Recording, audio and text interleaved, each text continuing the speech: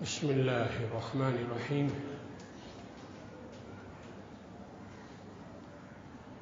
الحمد للہ رب العالمین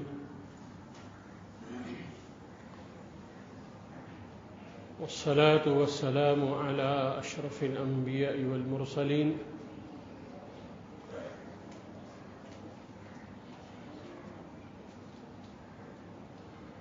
وعلى كل من دعا بدعوته وسن بسنته واهتدى بهديه إلى يوم الدين.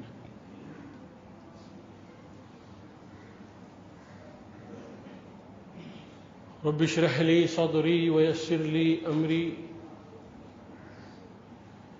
واحلل عقدة من لساني يفقه قولي.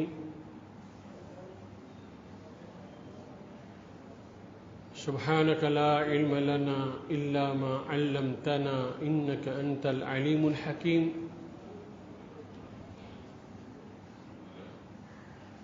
اللهم لا فهم لنا إلا ما فهمتنا إنك أنت الجواد الكريم.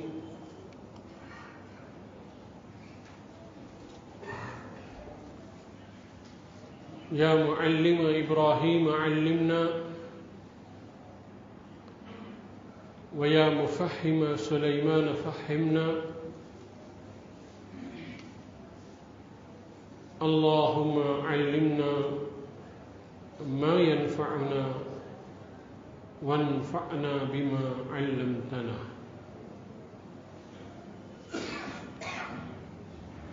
دعا فرمائے اللہ تعالیٰ اس مختصر سے وقت میں صحیح نیت کے ساتھ صحیح بات کہنے کی، اس کو سمجھنے کی اور سمجھ کر اس پر عمل کرنے کی توفیق عطا فرمائے.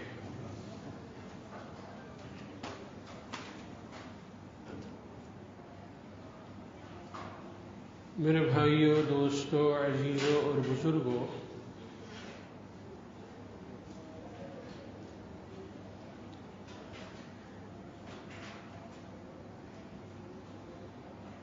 چاہے ہمارا مسلم معاشرہ ہو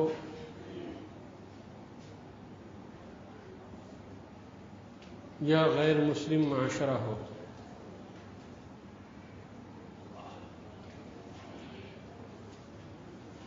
ہر طبقے سے اخلاقی قدریں نکل چکی ہیں.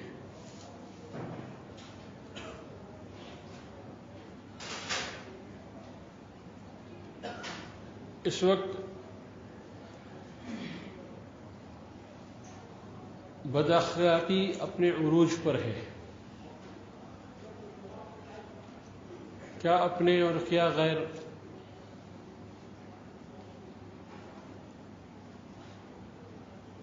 اگر ہم اپنی معاشرتی زندگی، اپنی گھریلو زندگی کا ہم جائزہ لیں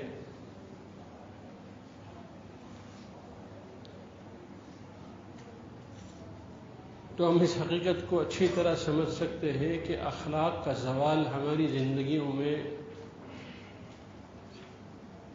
سے نکل چکا ہے. اعلیٰ اخلاق نکل چکے ہیں.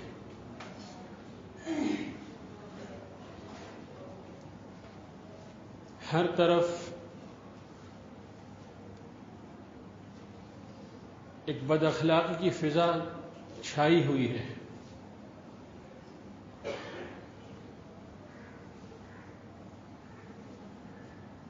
ہمیں دوسروں سے کیا شکوہ؟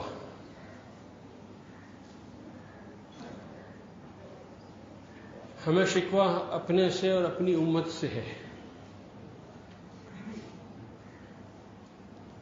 اس لیے کہ جس نبی آخر الزماں جناب محمد الرسول اللہ صلی اللہ تعالی علیہ وسلم کو اس امت کے لیے ہادی، پیغمبر، رہبر بنا کر بھیجا گیا تھا،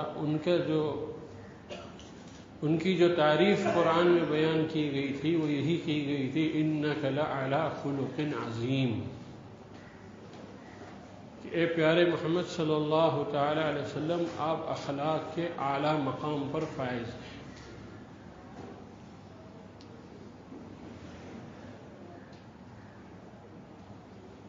اور جس نبی صلی اللہ تعالی علیہ وسلم کی پوری زندگی اخلاق ہی کی زندگی تھی، ہمدردی کی زندگی تھی، خیر خواہی کی زندگی تھی، دوسروں کا بھلا چاہنے کی زندگی تھی،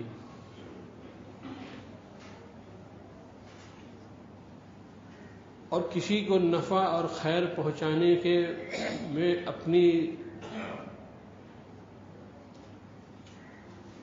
زندگی کو، اپنے جذبات کو اللہ کے لیے فنا کرنے والی زندگی تھی۔ افسوس در افسوس یہی ہے کہ اسی نبی آخر الزماں جناب محمد الرسول اللہ صلی اللہ تعالی علیہ وسلم کی یہ پیاری امت اخلاق سے کا دوالا نکل چکی ہے۔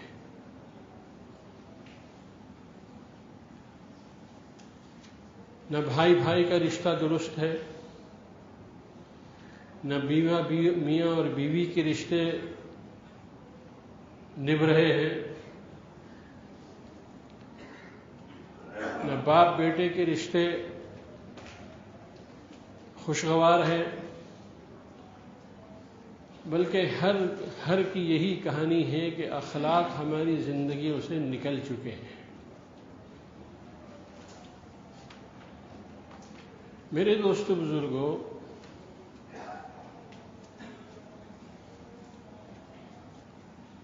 اخلاقی زوال کا دار و مدار اس پر ہے کہ بندہ اللہ کا بندہ بن کر کتنا رہتا ہے، اس کے اندر کامل عبدیت اور کامل بندگی کتنی ہے۔ چونکہ جناب محمد رسول اللہ صلی اللہ تعالی علیہ وسلم کامل بندے تھے،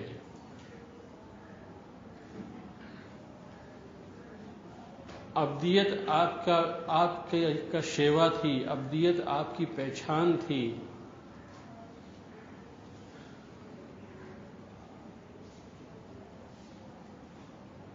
اس لیے اس ابدیت کی وجہ سے اللہ نے ان کو اخلاق کے اعلیٰ قدروں پر فائز فرمایا تھا۔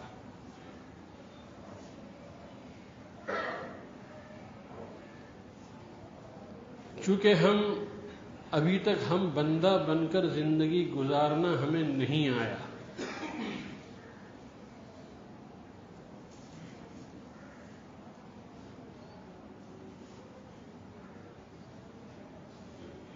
جس کی وجہ سے اخلاق سے ہم کوسوں دور ہیں۔ جب آدمی بندہ بن کر زندگی گزارتا ہے تو وہ اپنے ان تمام فاسد مادوں سے اور جذبات سے پاک ہو جاتا ہے۔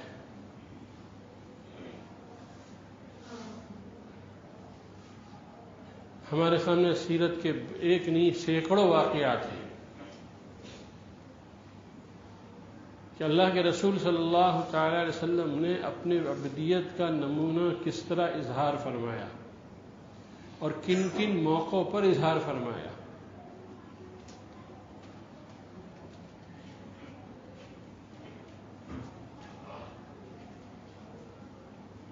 فتح مکے کا جو موقع تھا وہ ایسا موقع تھا کہ جس میں اللہ کے رسول صلی اللہ تعالی علیہ وسلم اگر اپنے اندر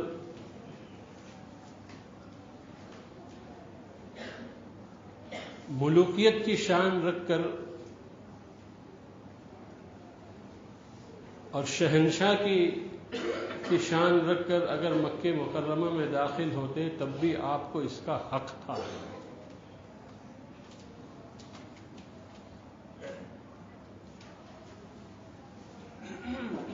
کہ وہ موقع تھا جس موقع پر اللہ کے رسول صلی اللہ تعالی علیہ وسلم چاہتے تو بتلا دیتے کہ جن کے ساتھ تمہارے یہ معاملے رہے ہیں، جن کے ساتھ تم نے یہ ظلم کیا ہے، آج اس ظلم کے باوجود میں جو ہے بطور فاتح کے، بطور شہنشاہ کے اور بطور حکمراں کے مکہ مکرمہ میں داخل ہو رہا ہوں۔ لیکن آپ صلی اللہ تعالی علیہ وسلم نے ایسا نہیں کیا۔ قربان جائیے اللہ کے رسول صلی اللہ تعالی علیہ وسلم پر، ہمارے ماں باپ آپ پر قربان ہو، اور ہمیں اور آپ کو اللہ تعالیٰ اس عبدیت کا وہ ذرہ اور عبدیت کا وہ حصہ عطا فرمائے جو آپ صلی اللہ تعالی علیہ وسلم نے فتح مکہ کے موقع پر اظہار فرمایا۔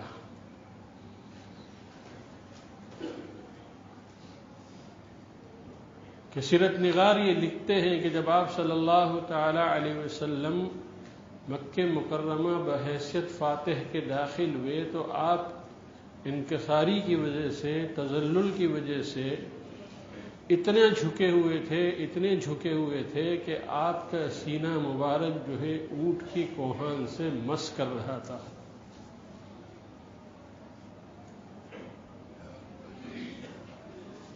اس لیے کہ جو اکڑتا ہے وہی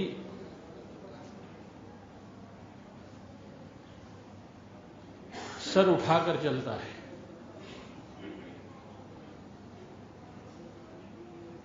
لیکن آپ صلی اللہ تعالی علیہ وسلم نے اپنے سر کو اللہ کے سامنے جھکا دیا اور اپنی عبدیت کا اظہار فرمایا، اور صرف زبان حال سے نہیں بلکہ زبان قال سے بھی آپ نے یہ الفاظ دہرائے جو قیدتی دنیا تک باقی رہیں گے، کہ آپ صلی اللہ تعالی علیہ وسلم نے فرمایا، اے اللہ یہ جو کچھ بھی ہوا ہے کہ مجھ سے نہیں ہوا ہے، یہ آپ ہی کے کرنے سے ہوا ہے۔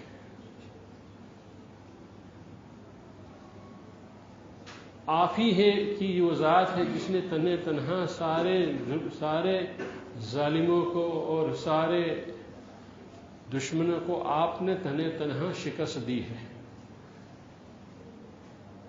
میں تو محض آپ کا ایک بندہ ہوں اور بندے کے علاوہ کچھ نہیں ہوں۔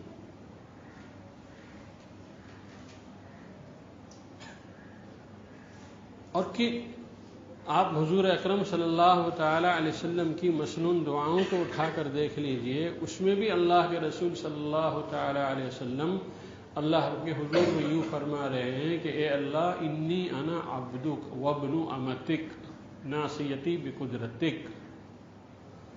اللہ میں کچھ بھی نہیں ہوں، میں تو محض آپ کا ایک بندہ ہوں، اور آپ کی بندی میری وابن امتک، اور آپ کی بندی کا میں بیٹا ہوں، ناصیتی بقدرتک، اور میری پیشانی آپ کے قبضے قدرت میں ہے۔ میرے دوستو بزرگوں،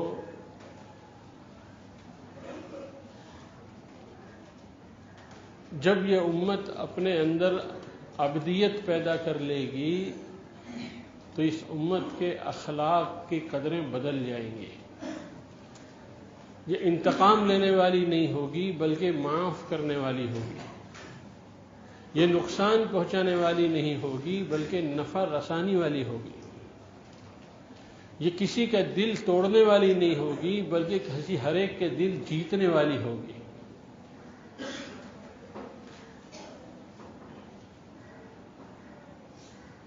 اسی لیے فرماتے ہیں کہ کامل عبدیت کامل اخلاق کا پیش خیمہ ہے، کہ بندہ جتنا اپنے آپ کو عبدیت سے قریب کرے گا، اور عبدیت سے قریب کرنے کا کیا مطلب ہے؟ عبدیت کے اختیار کرنے کا مطلب یہ ہے کہ بندہ اپنی ذات کی نفی کرے،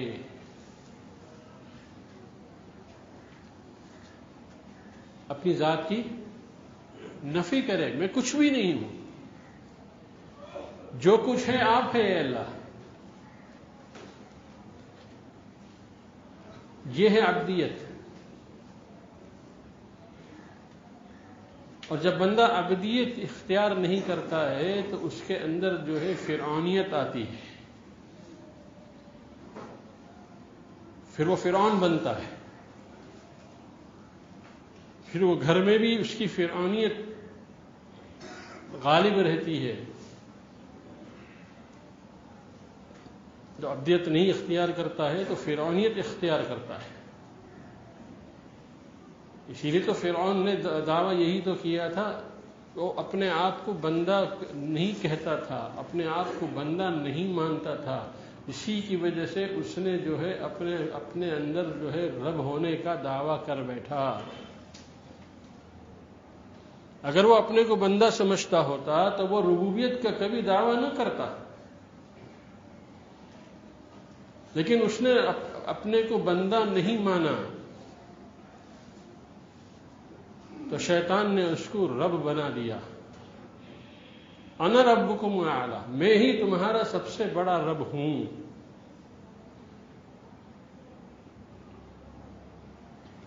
آج ہم اپنی زندگی میں اٹھا کر دیکھ لیں کہ ہم اپنے مزاج کے اعتبار سے عبدیت والا مزاج رکھتے ہیں یا ہم اپنے مزاج کے اعتبار سے فرعونیت والا مزاج رکھتے ہیں۔ کون سا مزاج ہم پر غالب ہے؟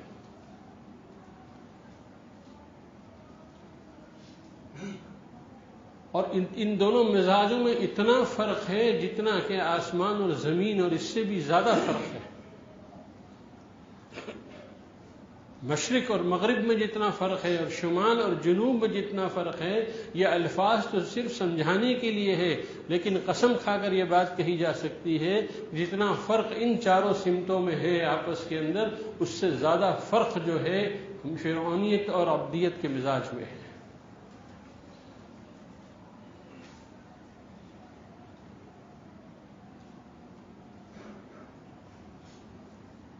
ہمارے اندر عبدیت نہیں ہے، ہم بندہ بن کر زندگی نہیں گزار رہے ہیں،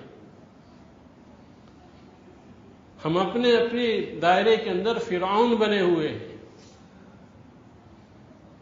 اسی لیے کبھی ہماری فرعونیت کی یلغار جو ہے ہمارے بیوی بچوں پر ہوتی ہے، کبھی ماں باپ پر ہوتی ہے، کبھی بھائی اور بہنوں پر ہوتی ہے، کبھی چھوٹوں اور بڑوں پر ہوتی ہے، کبھی رشتہ داروں پر ہوتی ہے، کبھی قریب اور دور کے رشتہ داروں پر ہوتی ہے، اس لیے کہ فرعونیت کا مزاج یہی انگ لائے گا،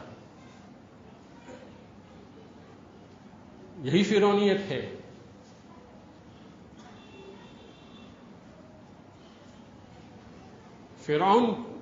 فرعونیت کے مزاج رکھنے والا کبھی کسی کو معاف نہیں کر سکتا، اس لیے کہ کسی کو معاف کرنا اس کے انا کا مسئلہ بنتا ہے، وہ برداشت نہیں کر سکتا اس کو۔ لیکن عبدیت کا مزاج رکھنے والا ہر آن ہر لمحے جو ہے معاف کرنے کو تیار رہتا ہے، چاہے کتنا ہی اس کے اوپر ظلم ہو جائے، چاہے کتنا ہی اس کے ساتھ جو ہے زیادتی کی جائے، ہر ایک کو معاف کرتا ہے۔ اس لیے آپ سیرت اٹھا کر دیکھیں گے تو ایک چیز آپ کے سمجھ میں آئے گی کہ جتنے اللہ کے رسول صلی اللہ علیہ وسلم نے اخلاق اپنے صحابہ کے ساتھ برتے ہیں، اس سے کئی گنا زیادہ آپ صلی اللہ علیہ وسلم نے اپنے اچھے اخلاق اپنے غیروں اور دشمنوں کے ساتھ برتے ہیں۔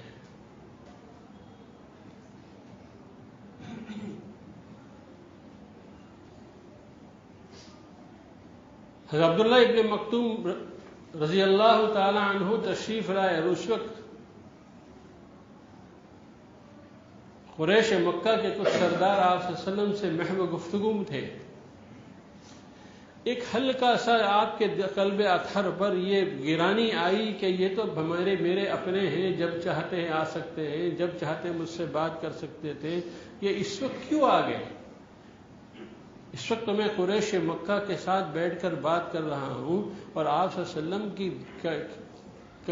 کا جذبہ یہ تھا کہ اگر یہ قریش مکہ اس بات کو سمجھ لے کہ میں نبی برحق ہوں اور اسلام سچا دین ہے، تو پھر عرب اور عجم کے اندر دین بہت جلدی سے پھیل جائے گا۔ آپ کا یہی ایک جذبہ تھا، معاذ اللہ آپ کا جذبہ ان سے کوئی دنیا لینا یہ جذبہ نہیں تھا آپ کا۔ ہلکی سی گرانی آئی، لیکن اللہ کا اللہ ہے، اللہ کو رہتی دنیا تک قیامت تک یہ سبق دینا تھا کہ یہ تمہارے اپنے ہیں، تم جن غیروں کے ساتھ اخلاق کا معاملہ کر رہے ہو اس سے زیادہ یہ تمہارے قیمتی ساتھی ہیں، ان کے ساتھ اخلاق، ان کے ساتھ زیادہ یہ اس کے زیادہ مستحق ہے کہ آپ ان کے ساتھ سب سے اچھے اخلاق برتیں۔ آج الیکشن میں کیا ہوتا ہے؟ جن کو ہم جانتے ہیں کہ یہ ہمارے دشمن ہیں، جن کو ہم جانتے ہیں کہ یہ ہمارے بدخواہ ہیں، اور صدیوں سے ہم تجربے کرتے چلے آ رہے ہیں، لیکن ہمارے اپنے مفاد، ہماری اپنی اغراض، ہمارا اپنا کام کا بنانا، ہمارا اپنا الو کا سیدھا کرنا، یہ جو ہے ہم نے اس کے لیے انہی لوگوں کا اپنا انتخاب کیا جن کے بارے میں جو ہمارے بھی خواہ نہ کبھی ہوئے ہیں نہ کبھی ہو سکتے ہیں۔ ان کے ساتھ اچھے اخلاق اور مسلمان کے ساتھ بد اخلاقی۔ اللہ کے رسول صلی اللہ علیہ وسلم کو اللہ نے بہت پیارے انداز میں تنبیہ فرما دی، اور یہ آپ صلی اللہ علیہ وسلم کا مقام تھا کہ آپ کے اوپر جو کچھ بھی کہا جاتا آپ اس کو برداشت کر لیتے۔ کسی اور کے اوپر اگر یہ باتیں کہی گئی ہوتی تو شاید وہ ناگوار گزرتی، لیکن اللہ تعالیٰ اللہ کے رسول صلی اللہ علیہ وسلم کے قلب اطہر سے واقف تھے کہ اگر میں کچھ کہنا چاہوں تو میں ان سے بے توق دو ٹوک کہہ سکتا ہوں، اس لیے آپ نے اس ہلکی سی ناگواری جو آپ کے قلب اطہر پر اللہ نے محسوس کی، آپ نے فوراً سورت نازل فرما دی، عبس وتولی ان جاءہ الاعمی وما يدريك لعله يزكى او يذكر فتنفعه الذكرى اما من استغنى فانت له تصدى۔ اللہ اکبر۔ ایک میرا نابینا بندہ لکڑیاں ٹیک ٹیک کر لڑکھڑاتے ہوئے گرتے پڑتے تمہاری خدمت میں پہنچا ہے، اور تمہارے چہرے کے اوپر جو ہے چیمی گوئیاں ہونے لگی، تمہارے چہرے کا رنگ بدل گیا، اس بات پر انجاہ الاعمی کہ یہ اندھا کہاں سے آ گیا۔ وما يدريك لعله يزكى، اے محمد صلی اللہ علیہ وسلم آپ کو نہیں معلوم کہ یہ اپنی تزکیہ کرانے کے لیے کتنی محنت اور مشقت کے ساتھ آپ کی خدمت میں حاضر ہوا ہے، یہ اپنے دل کو دل بنانے کے لیے، اپنے قلب اطہر کو صاف کرنے کے لیے یہ آپ کی خدمت میں حاضر ہوا ہے۔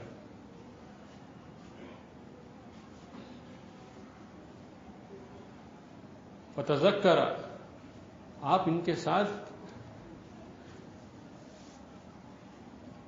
تذکیر کا معاملہ کیجئے، ان کے ساتھ جو ہے ان کو بھلائی سمجھائیے۔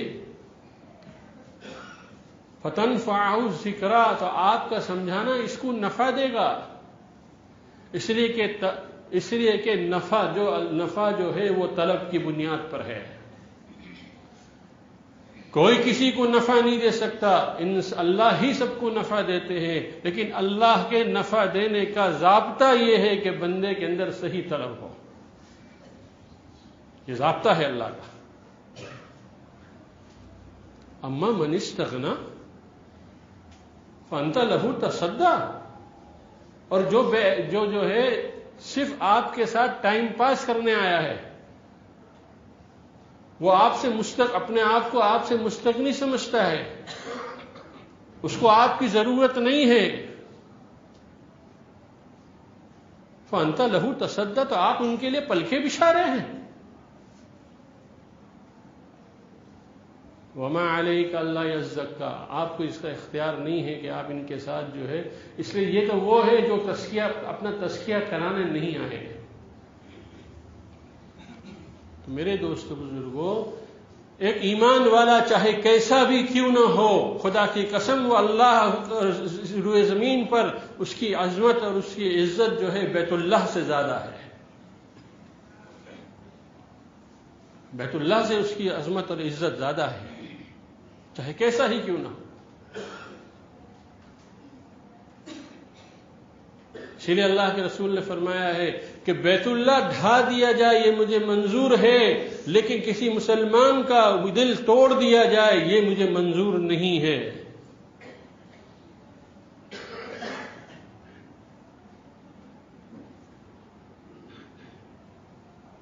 آج ہمارا مزاج بدل گیا ہے، ہم عبدیت والے مزاج کے ساتھ زندگی نہیں گزار رہے ہیں، بلکہ ہم فرعونیت والے مزاج کے ساتھ ہیں۔ جو آیا، جس کے ساتھ آیا، جو من میں آیا، جو کچھ کہنا چاہا کہہ دیا۔ ایک ایمان والا اگر ایمان کے ساتھ دنیا میں زندگی گزار رہا ہے تو وہ سارے کافروں سے بہتر اور افضل ہے، تمام مشرکوں سے افضل ہے۔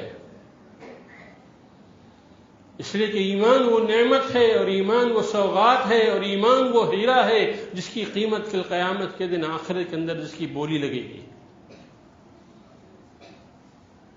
پتہ چلے گا آخرت کے اندر کہ ایمان کیا چیز کیا لے کر آ گئے ہم۔ اس لیے میرے بھائیوں، دوستوں، عزیزوں اور بزرگوں، اپنے اندر عبدیت کا مزاج پیدا کرو، جھکو، فرعونیت مت اختیار کرو، اکڑو مت، اکڑ میں پکڑ ہے، جھک جاؤ۔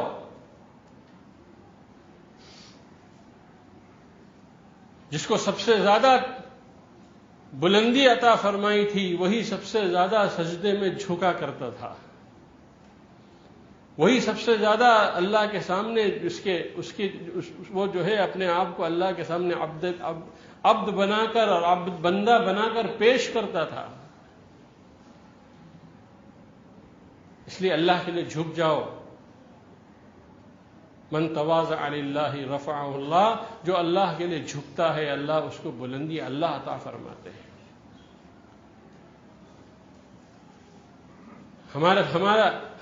جن پر ہم اعتماد کر رہے ہیں اور جن پر ہم بھروسہ کر رہے ہیں اور جن پر ہمارا تکیہ لگا ہوا ہے، یہ ان میں سے ایک بھی نہیں ہے جو ہمارے آنسو بھی پوچھنے کبھی آئیں گے، بلکہ یہ خون تو بہانا جانتے ہیں، آنسو پوچھنا نہیں جانتے۔ یہ زخم دینا جانتے ہیں، یہ زخم کا مرہم بننا نہیں جانتے۔ یہ عزتوں کو تار تار کرنا جانتے ہیں، یہ عزتوں کی حفاظت کرنا نہیں جانتے۔